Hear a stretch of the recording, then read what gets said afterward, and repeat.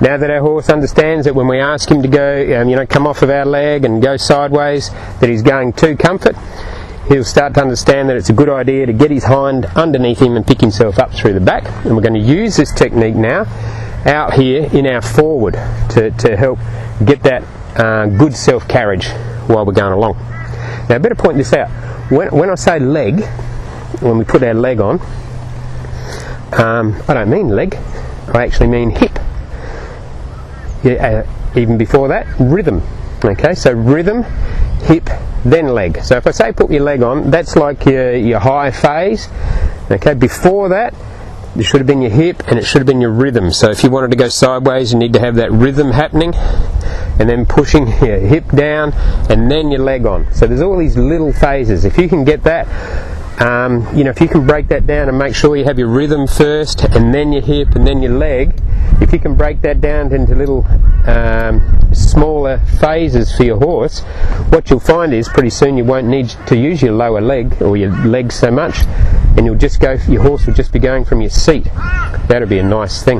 But we've got to offer it first, okay? So if you can start to really focus on that and make that become your habit, then your horses, every horse that you ride, will get light, and that's what you want. Okay, we're going to take this out now, use this technique, the sideways technique, to soften our horse on the circle.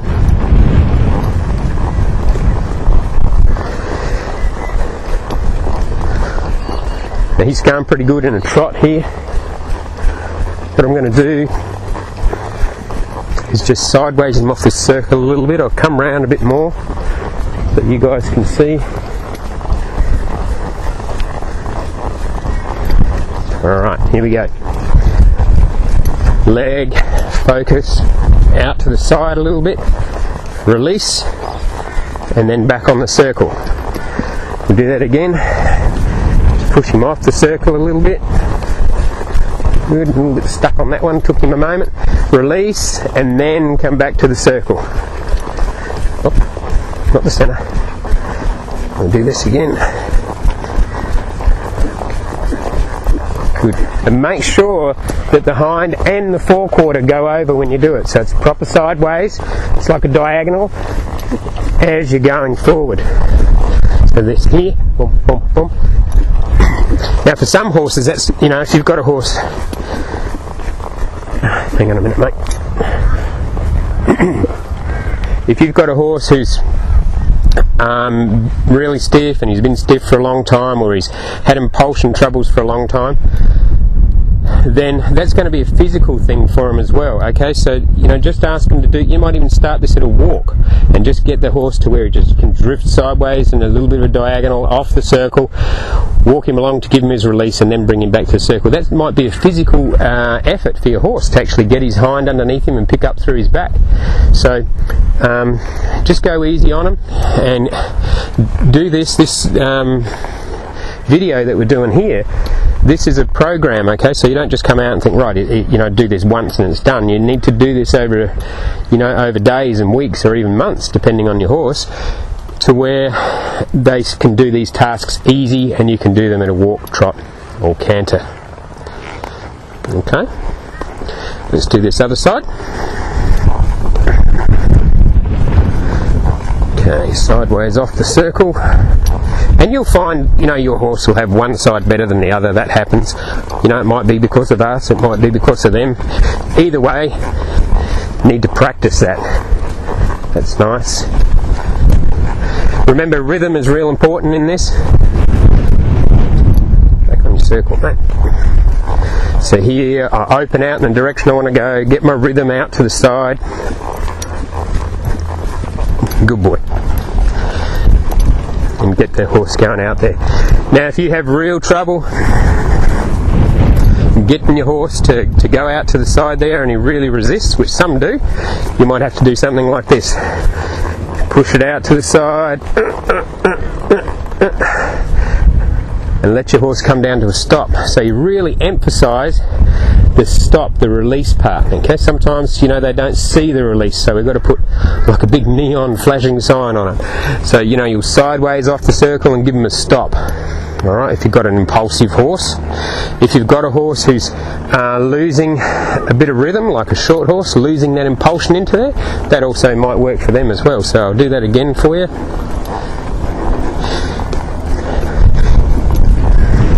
And you could even do it in the same spot. So here I could come round here, sideways this,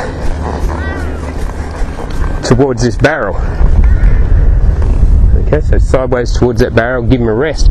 Pretty soon we'll come round here and he'll see that barrel, and you say, oh, okay, let's go over there, and he'll say, gee, I was just thinking that, and he'll come over here and you'll start to get really nice impulsion into that sideways. So that might be a technique that'll help you also. Now that we've got a few techniques to help soften our horse while we're going forward, which is our sideways, we're going to do some transitions. Now transitions are real important. You want good transitions. If you can't have a good transition, you're going to have trouble with the purity of gait. So here I'm in a walk. I'm going to just take this up to a trot, and I'd like a nice transition. So here I'm going to change my rhythm. Now the way we do, I'll just bring that back down again. The way we're going to do our transitions is our rhythm first, and then we'll start to squeeze down our legs, and if they still haven't gone, then we're going to drive them forward. Avoid kicking your horse. It doesn't really do them all that good, and all it does is desensitize the elevation part of our horse that we're going to need later on. So try and avoid kicking, okay? Also, remember to use your rhythm first. Okay, here we go. So I want to trot. I'm going to change my rhythm to a trot. There. Here I want to walk. I'm going to change my rhythm to a walk. If he doesn't come down, I'm going to lift one of my reins and flex him a little bit. Okay, don't have to flex him off the circle, just flex him, just tip his nose a little bit. So we'll do this again. I'll just come around this other side so you guys can see. Okay. Okay, here we go. Open up in front, focus up, change my rhythm. Beautiful. Down a transition, relax my rhythm, flex. Not too bad. Alright. Now if you go up there and your horse is a bit sluggish on that transition up and then he blasts off, then you come back down and you do that transition again. So I'll show you what it might look like. So he goes boom, and you go, oh, flex him, and we'll try it again, and you go up again and he blasts off and you, whoa, flex him. You don't have to say whoa. Whoa him down and flex him until he can do a nice transition. You know, that might take you, half a day.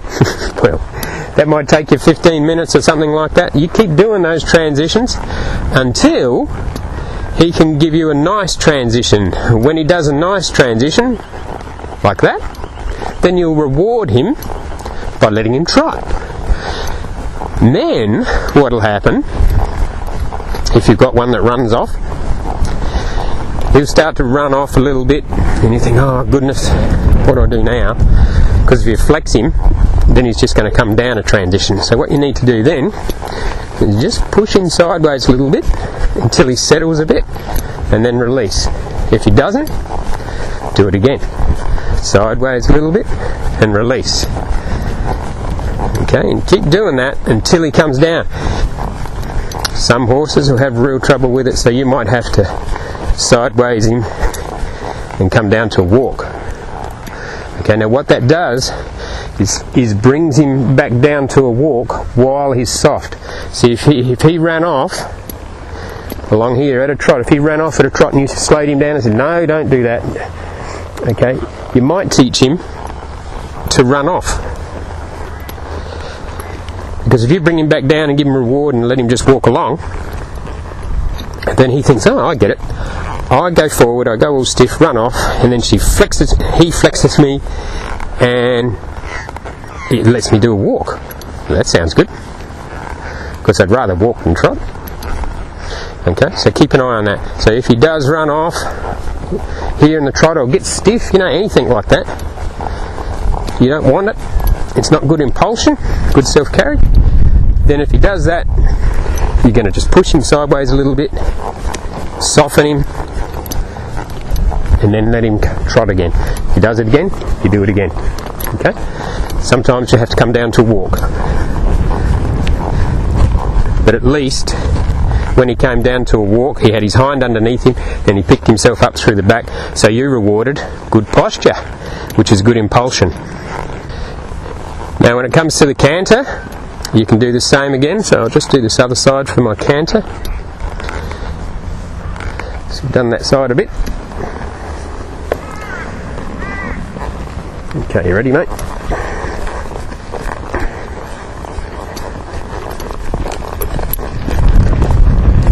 Up into my canter. Now again, it's the same as the, we'll just slow this down. Just might bring him back to a walk. When you come up, you know, you do any transition, you know, if you're going from trot to canter or walk to canter, if he runs off in that canter, in that transition, you do the same as we did in the trot. You just bring him back down to the gait that you were at and ask him to do that again. Okay. So trot. Okay. Up to a canter. Now he was a bit slow on that one, so I'm going to flex him down with my inside rein this time to a trot. Then ask him again. That was better. That was a nicer one. This one, I'll let him canter on this one. Bless you.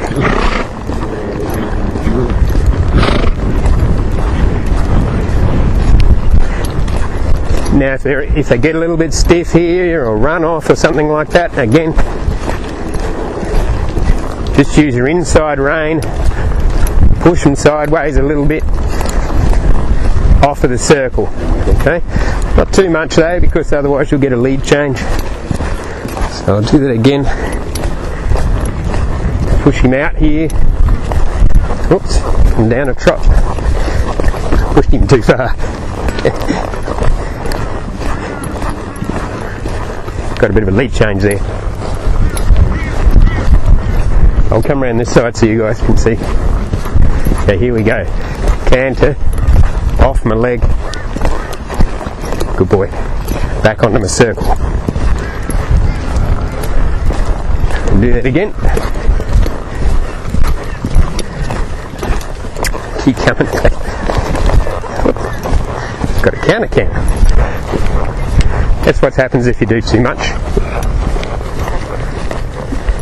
Back to the trot. Okay, so just a little bit off, good boy. Back onto my circle.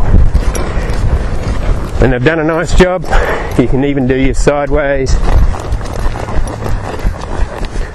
to a stop and give them a rest. Okay, so get get the horse coming off your leg nice at the canter as well as a trot, and that'll help you be able to soften your horse when he gets a little bit impulsive.